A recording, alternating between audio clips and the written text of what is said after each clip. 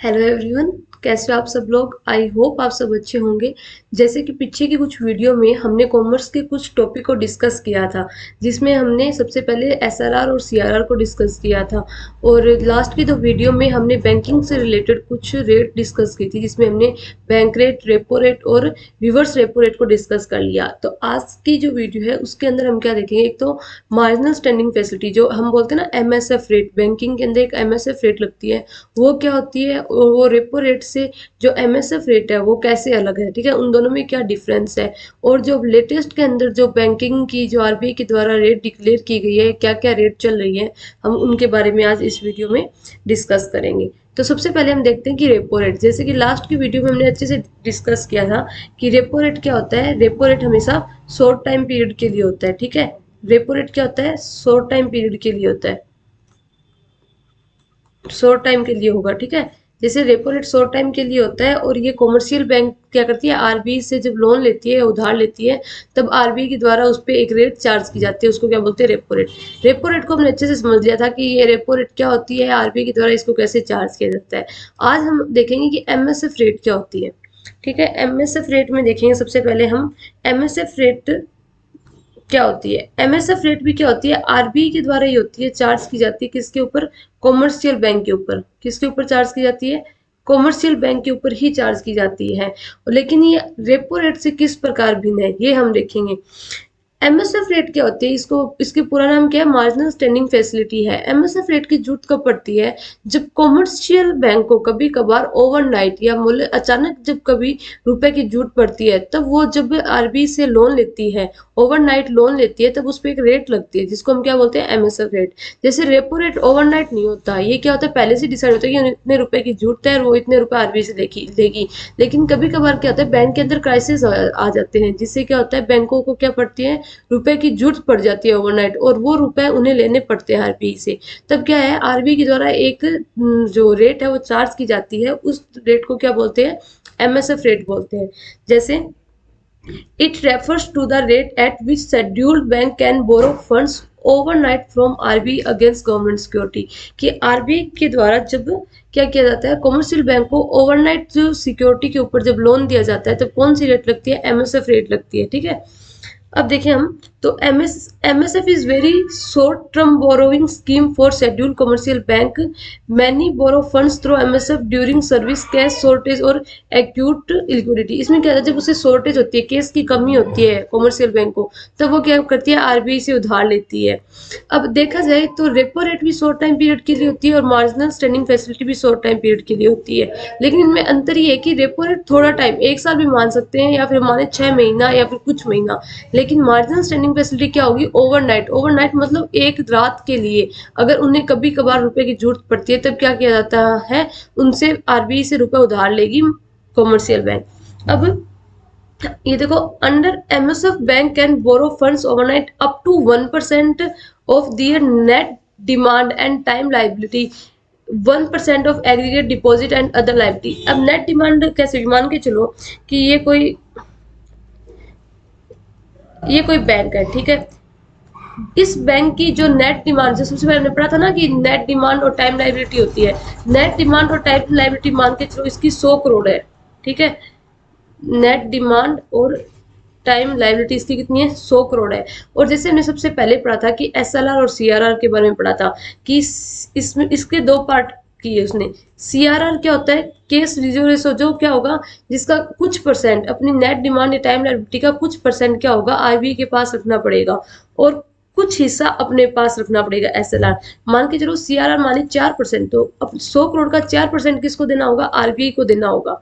ठीक है, और जो एसएलआर है, मान के चलो 19% है एसएलआर, तो 19% क्या करना पड़ेगा, किसी भी कॉमर्शियल बैंक को 100 करोड़ का 19% अपने पास रखना पड़ेगा, सेल्फ। ठीक है, सेल्फ के पास रखना पड़ेगा। क्यों, कि अचानक कोई क्राइसिस आ जाए या दिवालिया हो जाए बैंक, तब उसके पास 19% वो रुपए अपने पास रहे, तब क्या कर सकते, ताकि जरूरत पड़ने पर क्या होगा, जरूरत पड़ने पर वो क्या करेगी, अपने आप उसको खत्म, मतलब अपनी जरूरत पड़ने पर क्या करेगी, उसको दिवालिये को भुगतान कर सकेगी, ताकि अगर इन फ्यूचर हमें कोई दिक्कत आएगी, तो हमें आरबीआई से लोन लेने से पहले हम देखेंगे कि हमारे पास एसएलआर कितनी है, उस एसएलआर के मुताबिक हम क्या करेंगे, उसको भुगतान कर सकेंगे। अब देखो, कि सबसे पहले इसने क्या किया कि 100 करोड़ में से 4% तो सीआरआर को दे दिया, मतलब आरबीआई को दे दिया, और एसएलआर का जो 19% खुद के पास रख लिया। अब उनके पास 100 में से कितना बचा है, खुद के पास तो 77 ही बचा ना, खुद के पास कितना बचा, 77 बचा। अब 77% क्या करेगी जो कमर्शियल बैंक है, आगे किसी भी मतलब व्यक्ति को क्या कर सकती है, लोन दे सकती है, सिर्फ 77% दे सकती है लोन। अब 77% इसने बोला कि नेट लाइबिलिटी का सिर्फ 1% क्या होगा, एमएसएफ मिल सकता है। ये लिखा इधर कि टाइम लाइबिलिटी का ओनली 1%, ओवरनाइट कितना मिलेगा, ओनली 1%। तो ओनली 1% क्या मिल सकता है, एमएसएफ को रेट मिल सकती है। अब रेपो रेट और मार्जिनल स्टैंडिंग फैसिलिटी दोनों ही हमने अच्छे से पढ़ ली कि रेपो रेट क्या होती है और मार्जिनल स्टैंडिंग फैसिलिटी क्या होती है। इसके अंदर अब हम देखें कि अब जो लेटेस्ट रेट क्या चल रही है, इनके अंदर अंतर भी देखेंगे, लेकिन पहले हम देखते हैं कि इन सबकी बैंक के अंदर लेटेस्ट रेट क्या चल रही है। जैसे एसएलआर की जो लेटेस्ट रेट है वो कितनी है, अब 18% है, सीआरआर की 4, एमएसएफ की 4.25, repo rate 4, reverse repo rate 3.35 और बैंक रेट 4.25 है। ये लेटेस्ट रेट है, ज्यादातर एग्जाम में यही पूछी जाती है कि रेट कितनी चल रही है।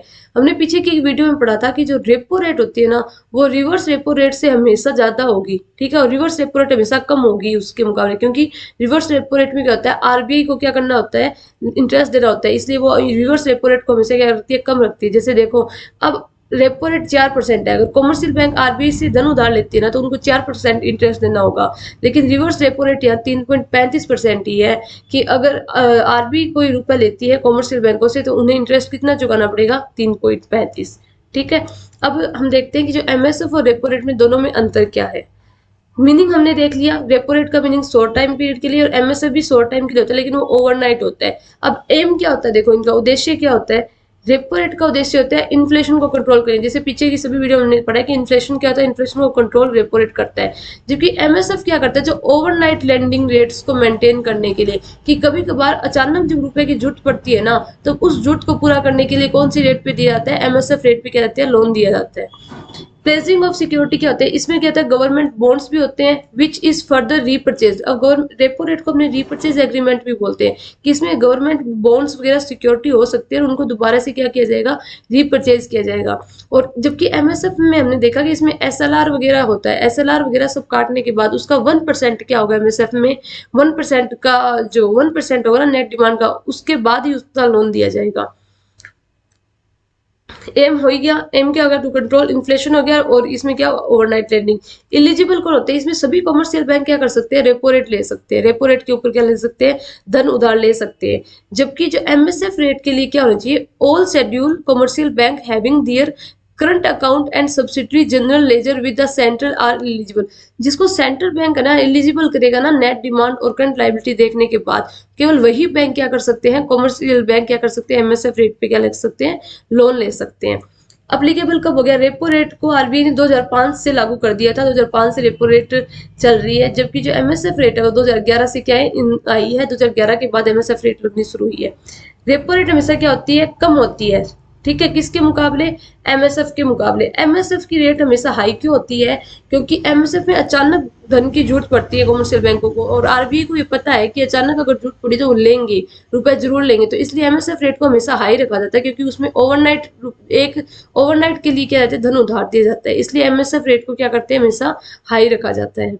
तो आज के लिए इतना ही, जिसमें हमने तीनों वीडियो में देख लिया कि रेट कौन कौन सी होती है बैंकिंग के अंदर, उन रेट्स में क्या अंतर और लेटेस्ट रेट क्या चल रही है। अब आगे जो नेक्स्ट टॉपिक क्या होगा कॉमर्स का, वो हम कल की वीडियो में आपको बताएंगे। Thank you.